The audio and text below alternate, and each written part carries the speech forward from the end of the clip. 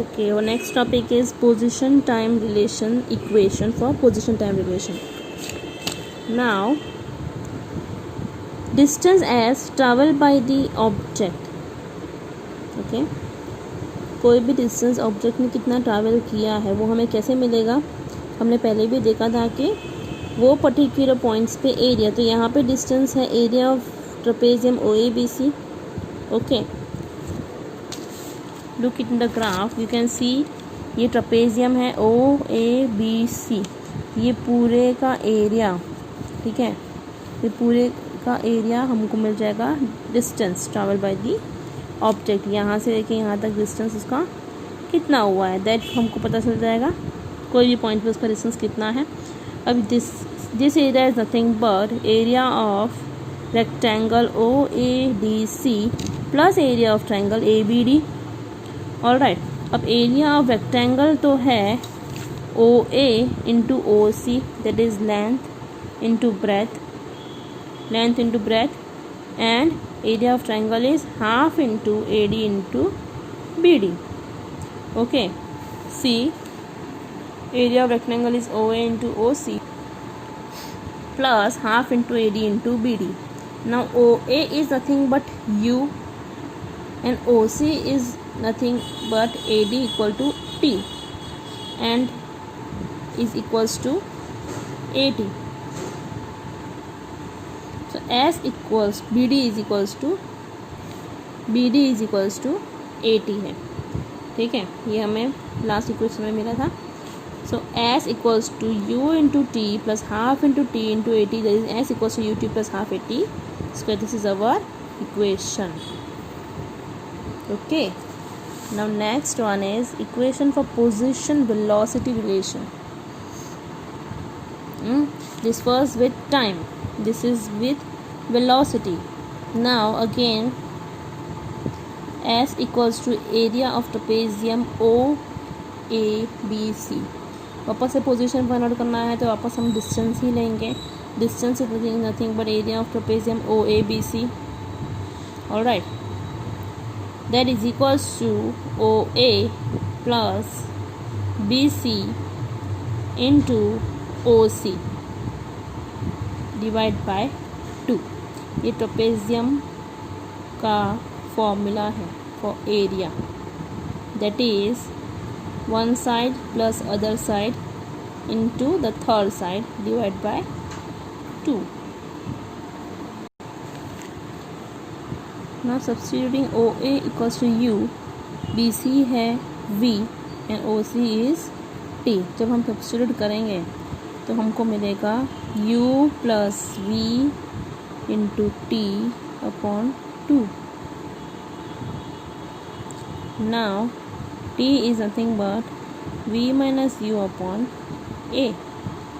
यहाँ से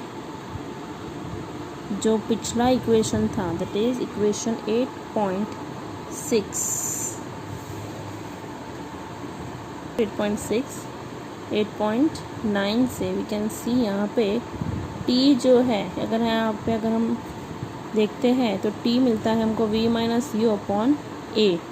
ओके, तो यहाँ पे हम सब्स्टिट्यूट करेंगे s is equals to v plus u. See, यहाँ पे अगर हम सब्स्टिट्यूट, यहाँ पे अगर हम t का वैल्यू सब्स्टिट्यूट करते हैं तो हमको मिलता है u प्लस v, ये आ जाएगा ब्रैकेट के अंदर. ठीक है, because it was multiplication. t का वैल्यू क्या है v minus u upon a. a तो आ गया यहाँ पे, और यहाँ पे जो 2 था उससे वो a मल्टीप्लाई हो गया. ओके, तो ये 2a हम यहाँ पे ले जाएंगे, that is 2as is equals to a plus B, a minus B का जो फॉर्मूला है a square minus B square वाला, तो यहाँ पे आ गया v square minus U square. This is the third equation. Now example 8.5. A train starting from rest, it attains a velocity of 70 km per hour in 5 minutes. ठीक है, assuming that the acceleration is uniform, find the acceleration distance traveled by the train for attaining this velocity. Train जो था वो rest से start हुआ है, मतलब 0 पे था. 5 मिनट्स में उसे 72 kilometre per our velocity attain कर ली. So we have been given that the initial velocity is 0 and final velocity is 72 km per hour, that is 20 metre per second. ऐसा यूनिट्स में इसको कन्वर्ट कर दिया है. टाइम दिया है 5 मिनट्स 300 सेकेंड्स. ना इक्वेशन 8.5 ए क्या है, v minus u upon T. Acceleration find out करने बोला है, तो हम एक्सेलरेशन का फॉर्मूला यूज़ करेंगे. That is 20 minus 0 upon 2, that is 1 upon 15 meter per second. Next is we also have to find the distance. Distance का formula हम 2as equals to v square minus u square. अब v तो 0 है तो s equals to v square upon 2a आया. Okay, u square तो 0 है ना, इनिशियल वेलोसिटी इज 0. ओके, तो s क्या आ गया, v square upon 2a, that is 20 upon 2 into 1/15, that is we will get 3000 metre, that is nothing but 3 kilometre. So acceleration हमको मिल गया 1/15 एंड डिस्टेंस मिल गया 3 kilometres.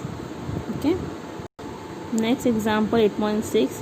Car accelerates uniformly from 18 kilometre per hour to 36 kilometre per hour. अब यहाँ पे acceleration मतलब accelerates uniform acceleration है 18 किलोमीटर से 36 किलोमीटर, मतलब इनिशियल वेलोसिटी 18 हो गई, final velocity is 36 in 5 seconds. Time is been given. Now we have to find the acceleration, the distance covered by car in that time. Okay, again acceleration का same formula हम use करेंगे, v minus u upon T, that is यहाँ पे initial है 18 kilometre per our में दिया है ना, जिसको 5 मीटर पर सेकेंड में कन्वर्ट करेंगे, और यहाँ पे 36 है तो 10 मीटर पर सेकेंड. तो 10 माइनस 5 अपॉन टाइम दे दिया है 5 second, that is 1 metre per second. ना नेक्स्ट पूछा है again the same thing, distance covered.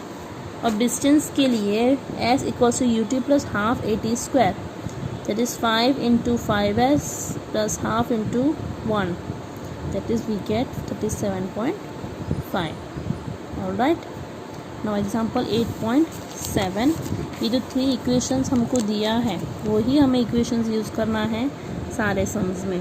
Okay, and the brakes applied to a car produce an acceleration of 6 meter per second square in opposite direction to the motion. If the car takes 2 seconds to stop after the application of brakes, calculate the distance it travels during this time. Now acceleration तो दे ही दिया है. Okay, and time दिया हुआ है 2 seconds. Now children, remember one thing, brakes are applied to a car to produce an acceleration of 6 meter per second. opposite direction बोला है तो acceleration जो है वो माइनस में होगा, ठीक है, बिकॉज हम रिड्यूस कर रहे हैं. टाइम 2 सेकेंड्स है and velocity is 0 metre per second. क्यों velocity 0 metre per second? Because it is stopping the car. तो फाइनल वेलोसिटी क्या हो गई? 0. Now v is equals to U plus A T, that is ये अब हमको मिल जाएगा initial velocity 12 metre per second, मतलब स्टार्टिंग में स्पीड कार की स्पीड थी 12 मीटर पर सेकेंड, फिर वो स्लो हो गई 0 तक, स्टॉप कर रहा था इसलिए. Now s equals to U T plus half A T square है, मतलब after substituting the value we will get the distance 12 metre. Okay, the car will move 12 meter before it stops after the application of brakes. All right.